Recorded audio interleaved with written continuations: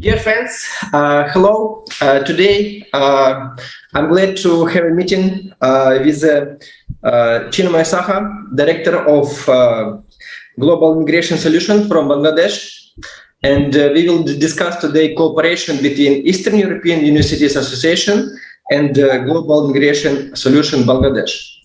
So, dear Chinmay Saha, I would like to first give you preliminary content. We will have information general about Russia, about Ukraine, about Belarus, and then in details I will tell you what type of courses and universities can be offered to our great students from Bangladesh. So I will start my presentation, and if you have some words which you want to tell me before my presentation, you are welcome. So let me start with the presentation. Okay.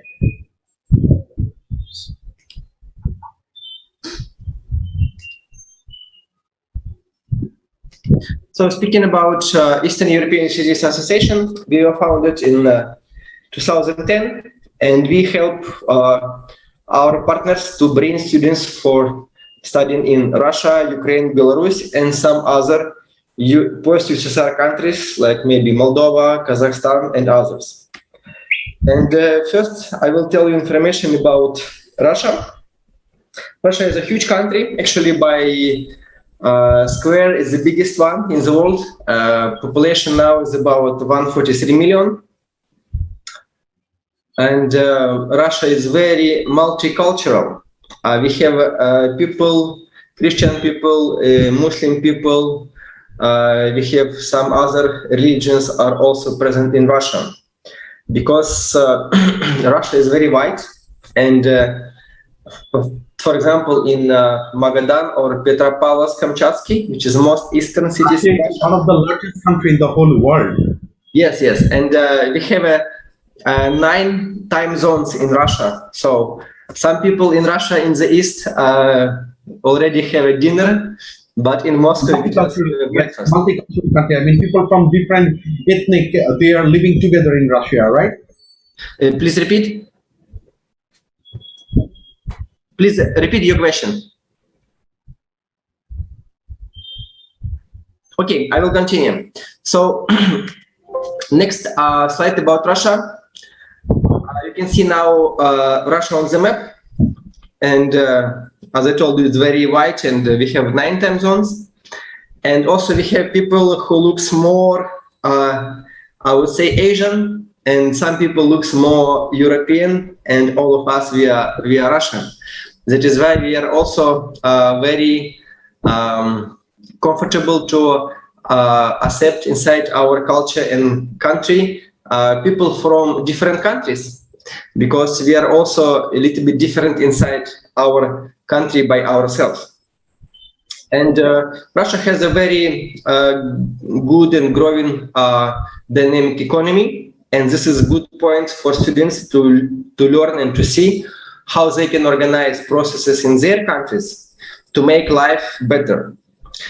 And Russia has a very good international affairs, and you know, some very famous politicians from Russia. Yes, I know about, and I'm pretty much sure like the Bangladeshi people are quite familiar with the Russian president, Vladimir Putin, and he's the most powerful person. So we all know about him. Yeah, great. So you can go to the next slide anyways. Yeah. So Russia is very rich in natural resources, and as I told you, very multinational, because we have about 200 ethnic groups inside Russia. Very beautiful, and we have many old cities. So for students, it will be very good to go for sightseeing to different places. Russia is very international, and we prove it by hosting big international events like Student University in Kazan, Winter Olympic Games in Sochi, and FIFA World Cup. Russia is very strong in medicine and sciences, and very good in engineering and aviation. And Russia is also a very good place to learn how to become successful and rich, because the biggest number of billionaires, they live in Moscow, not in London, not in New York. Now about Ukraine. very lovely country, and population about 44 million people. Capital city is Kiev. In Ukraine, mostly people are Christian, but also Ukraine is very open to people from different countries. Here you can see location of Ukraine. Neighbors are Russia, Belarus, Poland, Slovakia, Hungary, Romania, Moldova. And by the sea, border with Romania, Bulgaria, Turkey, and Azerbaijan, Georgia. Ukraine is having very pro-European vector, and at this moment, Ukrainian citizens, they do not need visa to visit Schengen countries. Ukraine is very strong in IT and space industry, and it is very beautiful. Students also can visit many different cities with great sightseeing places. About advantages why study in Russia, Ukraine, and also Belarus. European diploma, so students will get European degree, because upon graduation they will receive one degree issued by the Ministry of Education, Russia, Ukraine, or Belarus, and one more degree is European one issued according to the international agreement between all European countries, including Russia, Ukraine, France, Germany, UK, and others. Very affordable tuition fee. This is very important because our universities, they were established hundreds of years ago, so we have no expenses to build them again. So we have expenses only to develop them and to keep them in good condition. That is why for tuition fee, we do not charge some expenses to recover some investigation. Very low life expenses, so students can manage their life by $200-300 per month. Sorry, there is a call. I will mute my phone. Students can study in English. We have many courses available in English. And also students can study in French. It's actually not for Bangladesh, but still some countries come to from Morocco, Tunis, Algeria, they study in French. And for many universities, there is no entrance exam. Or if entrance exam is there, it can be done online. And our education is recognized all over the world. Now, speaking about tuition fee range, so we have, I would say, 3 groups of universities. Economical, where all expenses for the first year will be about between $3,000 and $5,000 first year. All next years will be much more cheaper. Medium, when your expenses for the first year is about $5,000 to $8,000, and premium from $8,000 to $10,000. About tuition fee for different courses. So if students want to do preparatory course, it means learn Russian or increase level of knowledge for English. In Russian, it will cost from $1,200 for academic year. In English, it will cost also $1,200. Medicine they can do for $2,800 in Russian and $3,100 in English. This is for tuition fee. Engineering, you can see this price. Business management, aviation, computer and IT, and others. About requirements, what do we need from your students? First of all, passport, which should be valid for 2 years or more. School certificate and transcript with final marks, and there should be no fail. About educational system and levels, so we have preparatory course which is not compulsory, so students can skip it. But if they want to study in Russian because it's cheaper, then they have to do preparatory course to learn Russian language. Then bachelor degree. It always takes 4 years in Russia. Then goes master degree, it takes 2 years, and then PhD from 2 till 3 years. And for medicine is a little bit different. So if they want to do nursing, it's 4 years. If they want to do medicine to become a doctor, 6 years, and postgraduate medical courses, it's from 2 till 3 years. I've got one question. I've got one question, sir. In courses, okay. You said like usually if anyone wants to study MBBS course, I mean doctor courses, medicine courses. So in that case, he needs to study for 6 years, or that's gonna be 5 years. For medicine, general medicine, 6 years. Stomatology or dentistry and pharmacy, 5 years. Okay, so in general, medicine course study is for 6 years course, right? For to get the bachelor degree. Yes, to get a basic medical degree, it takes 6 years. But also speaking about medicine, we have to understand.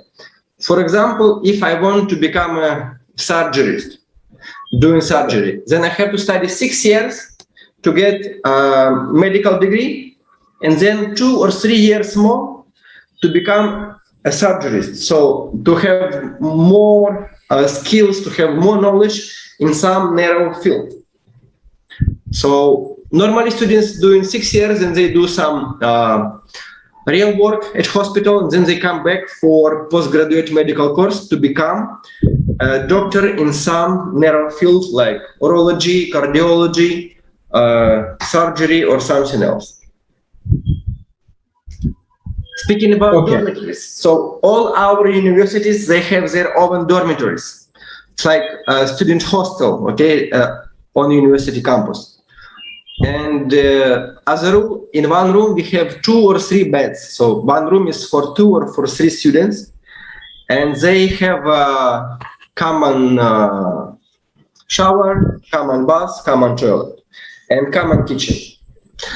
So it's actually, I mean, like basic condition, but they are nice and very affordable because accommodation costs from $300 per year. Of course, in Moscow or in St. Petersburg or in Kyiv, it can cost more, something like $500 or $700 per year. But at regional cities, it starts from $300 a year. I think so in Bangladesh, it's hard to find. For a year, a student needs to have at least a budget of $300. No, for 1 year accommodation. How much expenses does a student required to have? Okay, I will go back to this slide. 1 moment.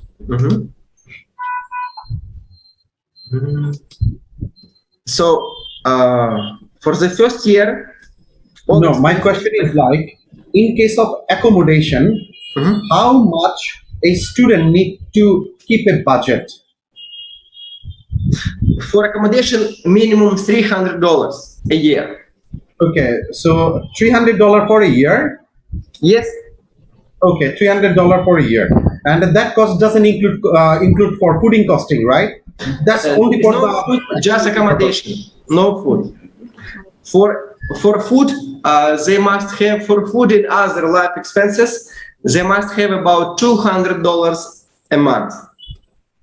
$200 a month, okay. Yes. And $300 US dollar for a year. For a year, correct. For 12 months, $300, correct. Okay, I'm fine.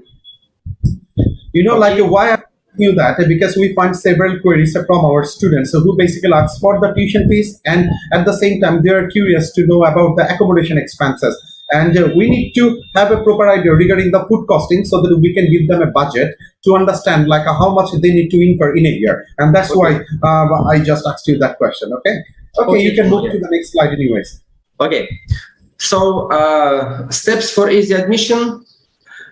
First, you can send us a request what your students want to study, and because we give you unified admission process to up to 30 universities, we will help you to choose university which will fit students' budget and which will fit his requirements about type of course, language of education, and others. Then we will send you invitation for visa. Student will get visa, and after visa, he will come. We will meet him in airport. bring him to university, help him with hostel check-in, with the medical checkup, with all official documents for entrance, and give him a brief about how to live in Russia or how to live in Ukraine, and meet him with people from Bangladesh who is already in Russia or in Ukraine or in Belarus, so that he will feel himself like he is with his countrymates and everything is fine. Okay. Yes, and short information about us, that we have more than 10 years experience in helping foreign students to study in Russia, Ukraine, Belarus. We have more than 100 degree courses available in English, more than 1,000 courses available in Russian. We have representatives at each university, and we offer all type of universities which students may want to study. And every year, about 700 students come to study in Russia, Ukraine with us. Now about COVID situation in Ukraine. So good information, the border is open. But for visa, I mean, Ukrainian embassy is not very positive to give visa to students from Bangladesh. But anyway, step by step, we can see how it's possible to manage this. But students has to be ready to understand that maybe Russia or Belarus will be more real goal which they can achieve. Now about COVID situation in Belarus. So border is open and everything works as usual. And students can come to Belarus. They have to wait for 14 days for quarantine. Then for Russia, unfortunately, at this moment, Bangladeshi students can study online only. Maybe after several months, Russia will open border with Bangladesh. We will see. And now is also a good option for Bangladesh. Okay, one question. Okay, so I mean, now if the Bangladeshi national, I mean, if any Bangladeshi student want to travel Russia for study purposes at this moment, so can they fly at this moment or no? Okay, so is there any expected date, like probably by the beginning of January, there is possibility like to enter? Is there any chances? Yes, we expect that by January, Russia will open border with many countries, including Bangladesh. Okay, so I mean, there are chances like they can do their own campus classes from January, right? Yes, and specifically for Bangladesh, in some other countries, we have a very special offer. We create hybrid preparatory course when students will study first semester at home country. It means in Bangladesh. For example, in Dhaka or in Chittagong, in a real class with a real Russian teacher, not online, not at home. They will come to class and they will study with the Russian teachers. They will do Russian language classes. And then they will start 15th of October. And then by the end of January, they will complete first semester in Bangladesh with our teacher. And by that time, we expect that Russian border will be open. And we will give invitation to students. They will get visa. And by February, they will arrive to Russia. And they will continue second semester in Russia. Okay, so for first semester, students are required to do it from their back home, and after the second semester, they can actually apply for the visa. So that is the thing you wanted to mention, right? Yes, after first semester, not second, after first semester, in January, they apply for visa, and in February, they fly to Russia. Okay, and then in Russia, they continue study from the topic which they stop in Bangladesh. I will just show you a little bit more information about how it will be organized. Okay. Preparatory course. So here you can see web page about preparatory course. So students study first semester at home country, second semester in Russia. Course duration first semester from October 15 till February 15 at home country, means in Bangladesh. Second semester from March till July, study in Russia. And they can choose one of 5 universities. Okay, so this is the hybrid preparatory course for which student can apply, and they can study around 5 to 6 months in their back home, and as soon as they finish that interval, after that they can apply for the visa for on-campus study. So Correct.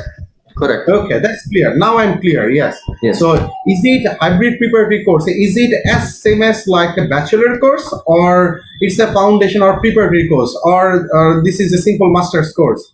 No, it's like a foundation or preparatory course. Oh, okay. So this is the foundation or preparatory course, so which a student required to do it before they start their bachelor course, right?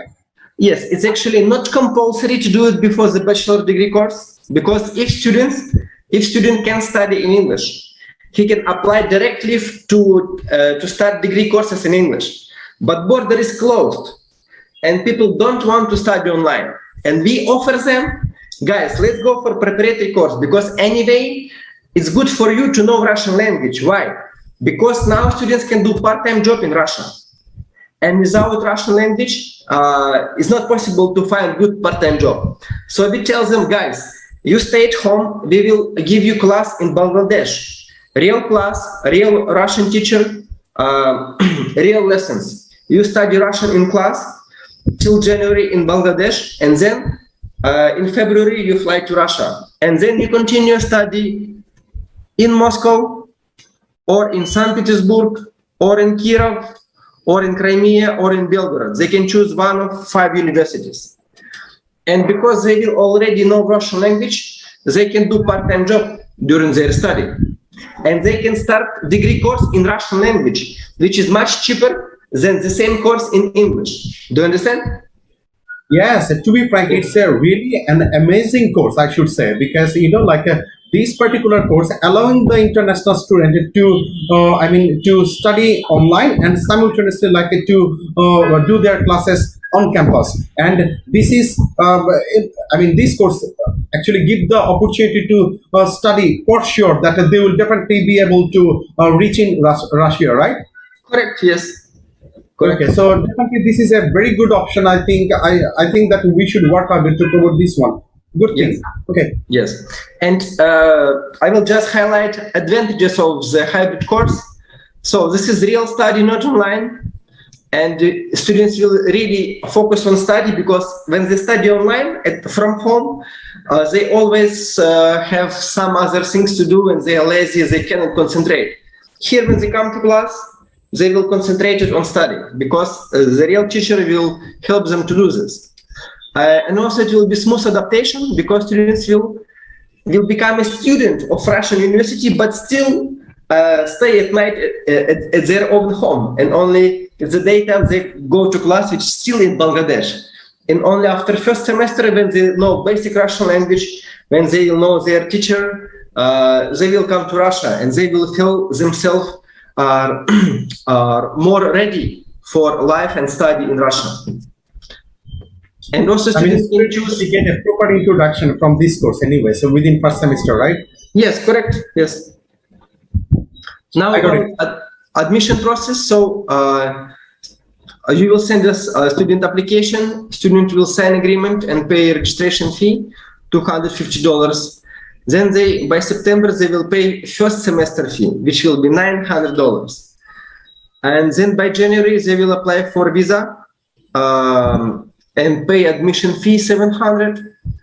Fly to Russia. We meet them in airport, bring them to university, register them at university, and they will continue study second semester at university. I have one question. Is there any age requirement for this particular course, or student from any age can apply for this? Yes.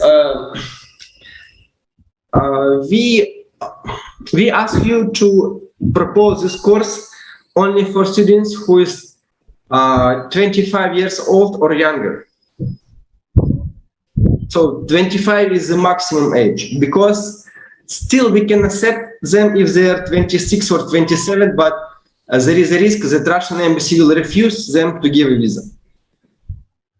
Okay, but the last time I had an experience like probably one of your staff has said to us like if students are having at least grade 12 completed, they can easily make their application to study in Russia. But even though if any student comes to our doorstep with a grade 10 score or grade 10 result, they cannot take admission in Russia with their last education, do they?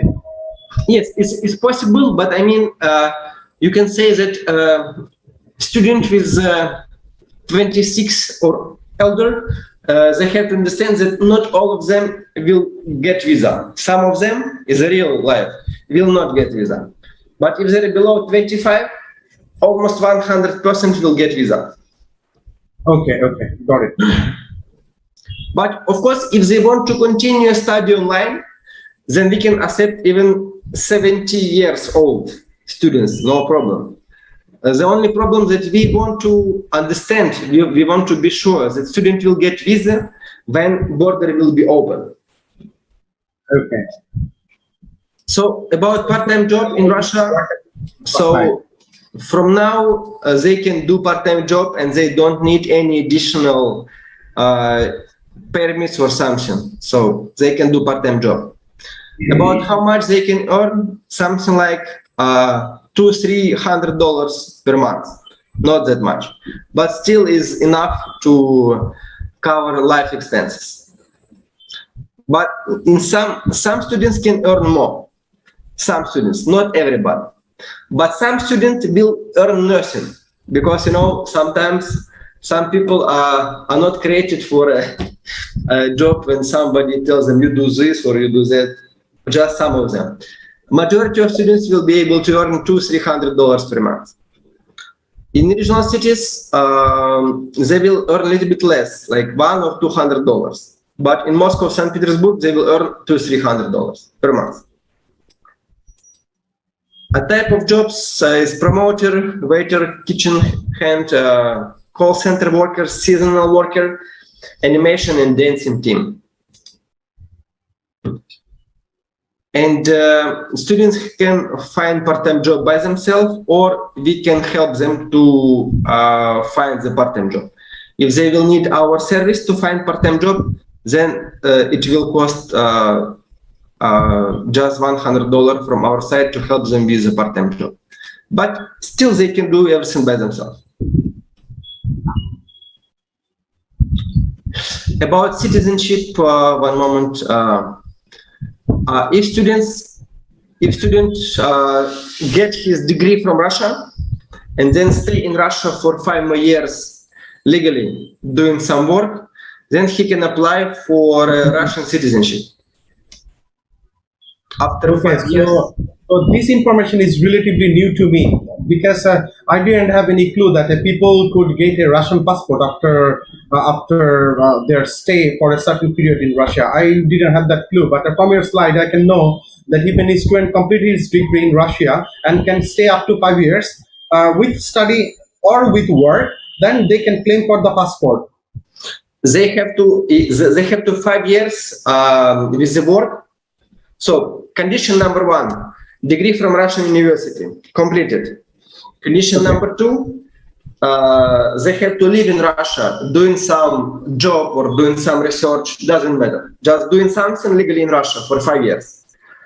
When they have 2 of these conditions done, they apply for Russian citizenship. In 1 or 1.5 years they will get Russian passport. Okay, that's good news also. That's good news. Yeah. I didn't even know this information, so I think that this would really be helpful to counsel our students. Yeah. Now let me see. This I will tell you by a different. Okay, one moment. Actually, this is the main information, and now I'm ready to answer your questions. But you have actually gone through most of the slides and you have already answered most of the queries I was having, trust me. But still, one more question is just popping up in my head. That is, sometimes student asks to us that if I do my study for 1 or 2 years in Russia, and after that if I want to transfer my credit to any Schengen country, then is there any possibility to transfer their credits? Yes, it's possible to transfer their credits to Schengen countries. And about credits, there is no problem. About getting visa, it is not a problem, but still this is a question, if they will get visa. To transfer credits is possible. To guarantee visa, not possible. To have a big chance to get visa, possible. So Okay, academically, no problem. Okay, so another question is like, I mean, if there is any chances to get admission without having any English proficiency, because like in Bangladesh, most of the student comes from their the background which is not related to English, but there are also students who are coming from English medium background. So my question is like, if anyone comes from any background where English is not their first medium of instruction, so in that case, do they make their application in Russia without having any English proficiency additional? No, they don't. There is no requirements for English proficiency. If they agree to do preparatory course, they will come without English, just with, I would say, Bengali or Bangladeshi language. They come, and we teach them Russian. They don't have to speak some English. We teach them Russian language for 1 year, and after this year, they will study in Russian language, and they will know Russian language very well. Okay, and last question I will be asking to you, that is like, sometimes the student asks us like, if I do my graduation, I mean undergraduation from Russia, is there any chances like to get any work permit after their study? I mean, do the Russian government issue any work permit? Yes, if you get your degree from Russia, then you have almost 100 chances to work in Russia. How students have to, what is their plan? So if you have, before graduation, you have to do part-time jobs somewhere in some company. And if this company likes you, you tell them that, guys, I will graduate in 3 months. Please give me job offer. They give to you job offer, you get your degree, you come back to Bangladesh, come to Russian embassy in Dhaka, you show them your degree from Russia and show job offer from Russian company. And they will give you work visa. So if you have degree and if you have degree from Russian university and job offer from Russian company, you will get your visa 100%. Then you come to Russia, live and work in Russia 5 years, then you apply for passport. After 1 year, or 5 years you work, you apply, wait 1 year, and you will get Russian passport. Very simple.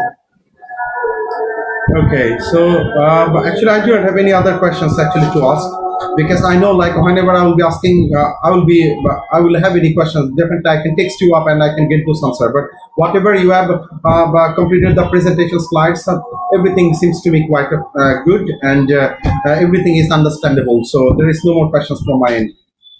Okay, Chinmoy, thank you very much for your attention, for your time.